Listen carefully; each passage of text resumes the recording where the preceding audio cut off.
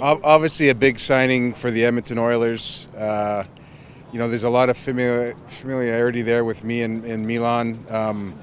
You can tell he's a very sincere individual, and he's a terrific, impactful player.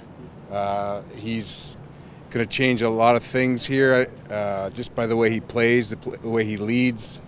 I've known him for a long time. I've seen him grow as a person, and I'm so excited to have him here. He's a very thoughtful guy. He's a student of the game. Also, you'll learn that he studies teams, how they play. I love the way he plays. That goes without saying. He's in terrific shape. I heard a question earlier about the length of the contract. He was offered a longer term. You could probably guess who did that. He was offered more money. He told me that he didn't want to hamper us too much with building a team. I mean, everything about this guy is terrific, and he's a good person. I've seen him lead on a number of occasions with the Bruins. I've seen him carry a team. He respects good players. You heard him talk about Connor. So he's a very good person. A great day for us, and really happy to have him on our team. Did you always figure you had the inside track because you knew him better than anybody? He knew you better than you? No, that made his visit a lot more comfortable, and it was actually really fun just to reconnect because, once I left Boston, I didn't really have a chance to see or talk to anybody. So I always enjoyed my time talking to him in Boston, and I like to hear his thoughts on the game and on players. He knows all the players in the league and how they play and stats, and very insightful guy.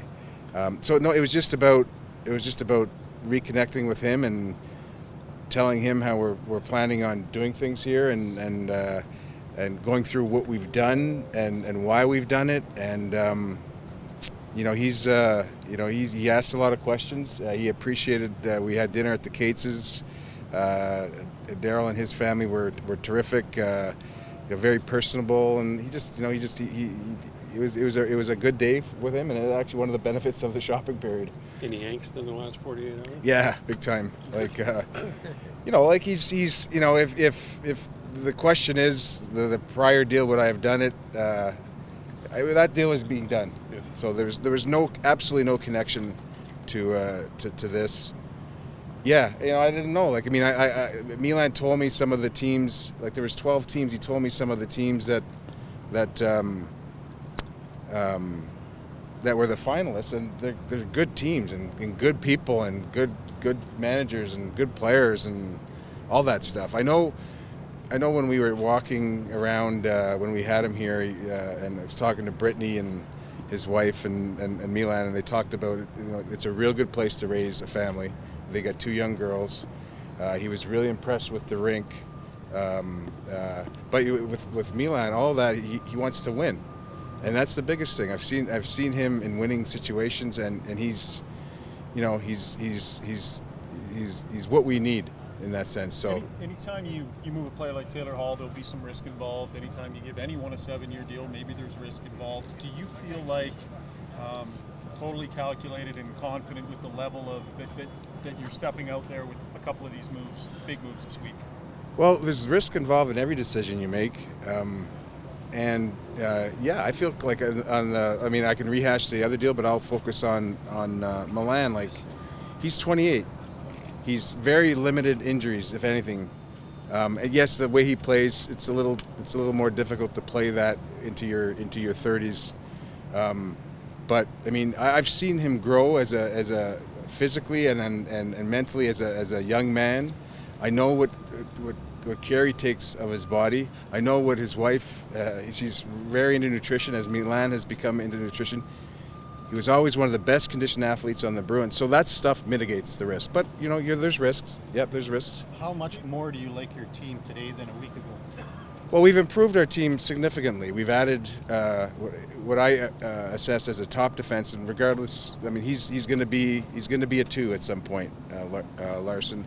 We've added Milan Lucic, who is going to help lead this team. He's going to play a physical style of hockey. He's going to score. He's got a really nice set of hands. So we've lost a good player, very good player in Taylor, and who was a real significant part of this team. But I feel that we've improved by the style of player that we've brought in, and our approach to the game. There's no defenseman coming today, and I can. Not today, no. Puck rush, is that still to come, or you take a look at what's there and says, maybe not. I'm just, again, looking to improve the team always. Maddie, I know that's something that I think our team would benefit from, so I can leave it at that. You talked about wanting a right shot guy who'd maybe run your power play. If you don't get that via trade, would a player like James Wisniewski have any interest to you, or a guy coming off a whole season injury, is that a little bit of a concern? I don't really want to comment on any of these players. I think at the end of the day, like you can build a power play by committee. That doesn't mean that we wouldn't go out and get a right shot D who can run that power play. We got some really skilled guys that are on the power play, that forwards that you don't necessarily need like a true skill specialist. Doesn't mean that we won't try and get one. I'm really happy with what we've done in the last few days. I'm going to let the dust settle a little bit before we go looking again, but really happy with what we've done, and there's been some change. There's been some attitudinal change based on what we've done, and at this point in time, I'm quite satisfied. You need a defenseman who gets the puck through to where Milan Lucic likes to be, though. I mean, a guy with a big shot. From power the play point. specialist? Yeah. No, a big or guy a with the puck-moving guy. A power play guy who can really shoot, because that's where he does his bread and butter stuff. Well, he's net front. Yeah, he's net front, and he's got these tips and stuff. He puck retrieves too on power play. That's puck recovery is very important. He's very good at that. He's the thing about Milan is that he can play different roles on the power play. He can play off of. He's a very smart player. He can play off of players, and you heard him talk about Connor, and we have other smart players also. And so, back to the need for a defenseman. At some point, if we're not going to force it if we can't get it. I mean, I trust what we can do outside of just having a pure power play specialist. As far as a shooter, that can get the puck through, that would help too. And we got a pretty good defenseman a couple days ago, and I'm not placing all my eggs in one basket with him, but let's not discount that. So you had Demers in though to tour. So is he out of the picture then, because he's not signed today? At this time, we're not going to sign Jason Demers. You've added. Sorry, Jason. There was 5-6 free agent goalies. What was it about Gustafsson that you decided on him? Well, I thought he had a good year last year. I mean, I know 908's not great. He's big. He's strong. He had some medical issues. They all checked out. Again, one of the benefits of the shopping period, we were able to check out to our satisfaction. He's happy in the role. Laurent Brossoit knows that there'll be a competition. It was a good fit. You've added Patrick Maroon. You've added Milan Lucic. You kept Cassian. Told you RV's 6'3", Larson 6'3". A pretty clear trend happening, and you feel it's critical to play a certain way? Well, there's playing a certain way, and there's getting bigger, and then there's your approach to the game. So I think all those things are important to me when we're building a team. It makes it a little easier for the lesser sized players too to operate within those parameters. And over the course of a long season, it helps. And in our division, we're in a heavy division. Yeah. We're in a real heavy division, and you looked at guys like Connor and Leon at the end of the year when you go up into out to California. Those are tough matchups, and so you got to be able to wear down the opposition too, and that's what the big guys do. You got to be able to play. At the end of the day, you have to be able to play, and all those guys you mentioned can play. What do you think Maroon can learn from a Lucic? Because basically exact same size, and Maroon at every other level has been one of the leading scorers in his team. Can he be a guy who produces more offense? That end of the season for you, maybe not a point a game like he was, but can he be a 45-point player, do you think? Yeah, absolutely. And I think with Pat, and we've talked to him about it, I mean, part of it is his conditioning, and he's getting better. We've sent someone out to look at him. He's getting quite well conditioned at this point in the summer. I think that plays a part in it. now there's a lesser matchup because you've got Luch that's going to be against the top line, so that he'll benefit from that. You saw that in the playoff. There are some real good players that benefited being in the third line matchups, so he'll benefit from that. So he'll also learn how to carry yourself on the ice and how this is like Luch he's a consummate professional, and and he learned from some real good people in Boston. I saw him learn, so he'll from the Charas and the Bergerons and the Chris Kellys. I mean, he's benefited from that. You There's touched a on lot to to like about Edmonton, but I wonder what, in your previous experience having great players to use as bargaining chips, what is it like to have Connor McDavid kind of there and available? You don't have to maybe say anything. They know he's here. You know. Well, he's he's just a terrific young player, and all these guys know how good he is, and it's fortunate that we have him.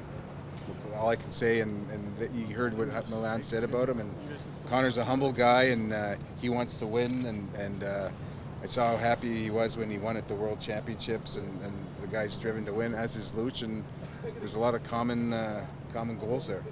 You touched on off the top, Peter, about Milan leaving you some wiggle room, both term and money. What's that mean to you? And even just once that gets out to the team, kind of. Well, I mean, I know, like it means everything, and it doesn't surprise me one bit. It doesn't surprise me one bit, and it's like he's not in it for the money, and I know you hear that whenever there's a free agent signing. With this, it's just it doesn't surprise me. You'll learn that Milan is like that, and it's again doesn't surprise me. Were you looking for I presume now you've still got the three centers with Nugent. Is they anticipating then just moving one of them to the wing, or were you looking for just a specific third line center in any of this? We weren't really, Jim. We weren't really, Jim. Like there was a couple of centers out there that we talked to. Just more just I don't know. Like you have the ability to talk to these guys and see what their thoughts are, and you go in the days leading up to today, and even in the shopping period, you throw a lot of ideas, but really it wasn't anything significant. You talked about an attitudinal change. Hold on. Go ahead. You spoke about an attitudinal change. Milan in the dressing room, his presence. What do you think that will bring to this team? Well, it will bring a lot. I mean, I've seen how he holds himself in the dressing room, and how guys respect him, and how he plays the game, and he leads by example, and he plays a hard game. And guys see him playing and being accountable, and he's in terrific condition, and all that stuff's important.